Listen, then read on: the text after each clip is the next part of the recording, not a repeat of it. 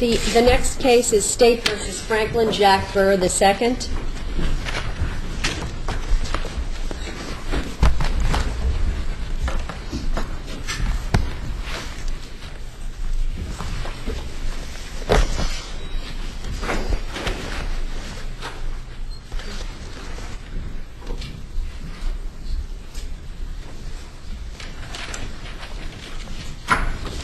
Counsel, will you state your appearances for the record? Assistant Prosecutor Simon Rosenbach, Vincent J. Sanzone.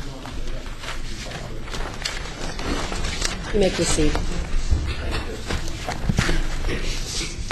Please, the Court, in our view, this is a situation that demonstrates very well what happens when flawed logic is applied. Why don't we hear from Mr. Sanzone? Thank you very much. Thank you.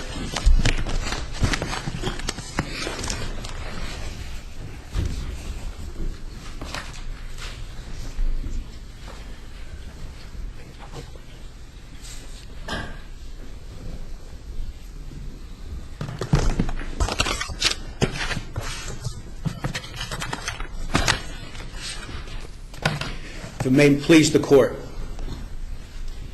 this case gives this Court an opportunity to advance the jurisprudence of people who are affected with mental disabilities in our criminal justice system. Specifically in this case, we have Mr. Burr, who suffers from, and I don't think there's any question about that, he suffers from Asperger's form of autism, which is a recognized medical diagnosis. What we're seeking here in this case is a fair trial. We're seeking a fair trial for both the defense as well as the prosecution. We are seeking that the full story be heard by both parties. That's what we are seeking. From the moment Mr. Burr was charged with this crime, he has vigorously maintained his innocence. This is not a close case. This is a close case. In response to the State's argument, it is respectfully submitted that the appellate division decision is basically a procedural decision. And that's what it's all about.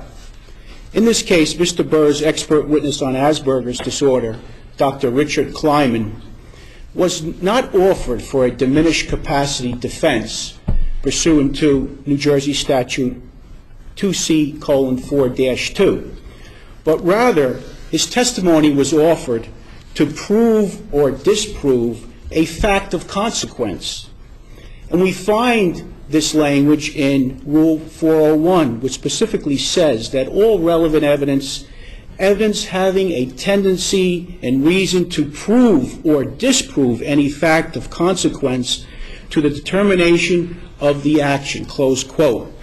And of course, Evidence Rule 402 states all relevant evidence is admissible. This is clearly a fact-sensitive case, and I think that's the key here.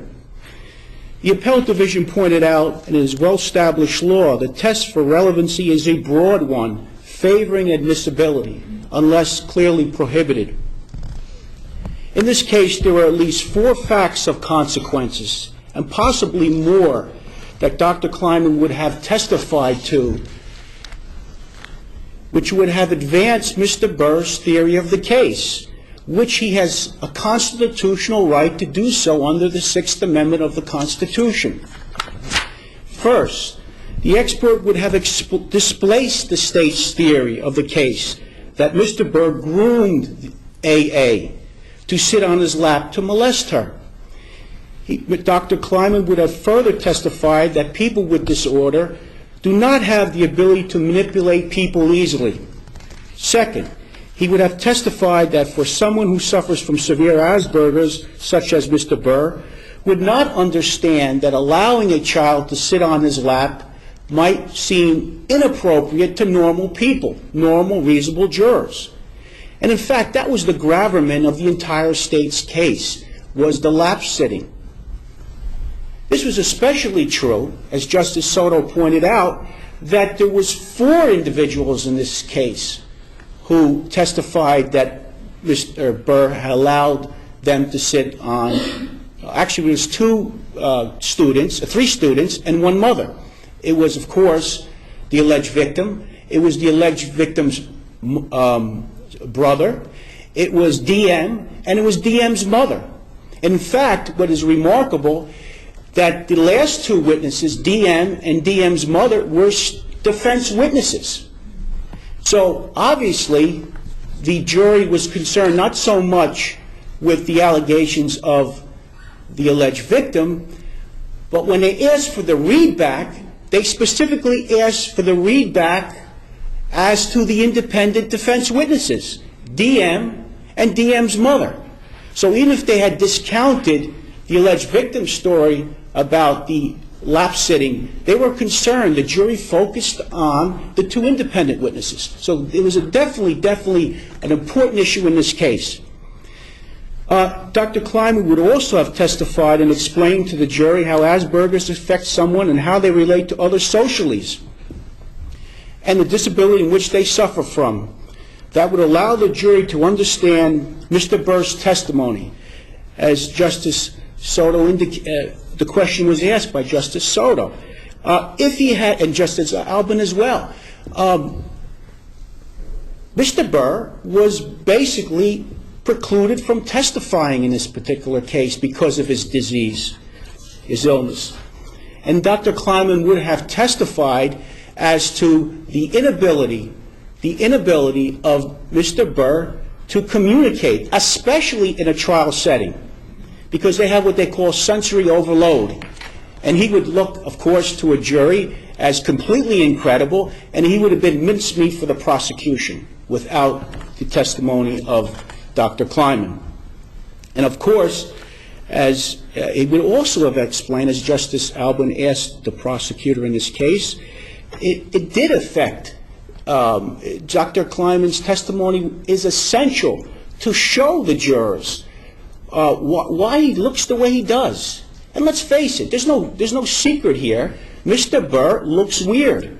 And in fact, he looked so weird, and he acted and he said things so bizarre that the trial counsel, in a preliminary hearing, locked him up and sent him to the Ann Klein Forensic Hospital to be evaluated, in which Mr. Burr stayed there for 2 weeks. So there's no question that Mr. Burr looked weird. And I say that respectfully to Mr. Burr because he's in the courtroom now. And I don't say that to disparage him, but it is what it is. And lastly, there are other facts of consequences in this case. But respectfully, these are impossible to quantify. These are intangible factors that only a jury could understand. And quite frankly, none of us can articulate what these intangible factors are. But they're out there. And the jury was entitled to hear Dr. Kleiman's testimony. The bottom line is respectfully submitted that psychiatric testimony on behalf of a criminal defendant is not restricted to the insanity or diminished capacity defense. New Jersey statute annotated 2C:4-2 does not preclude the admissibility of mental disease or defect evidence when it is being offered for other reasons. Nothing in New Jersey statute annotated 2C:4-2 can be construed as a limiting qualifier. This court has always liberally construed expert testimony to allow expert testimony unless clearly prohibited. If this expert is to testify on a retrial, it doesn't mean Mr. Burr is home free. Quite to the contrary. In fact, as the appellate division stated in their opinion, the jury might accept or reject Dr. Kleiman's testimony. Of course, the state has the opportunity to present its own witness who might be more persuasive than a defense expert. But respectfully, this is for the jury to decide. And the trial court abused its discretion when it precluded the testimony of Dr. Kleiman. Because but counsel, the proffer that was made at the time of Dr. Kleiman's testimony was not the proffer that you're making now.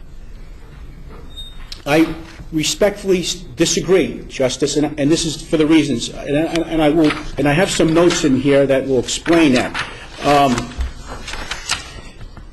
Specifically, and because the prosecutor made some mention of that in their case, in fact,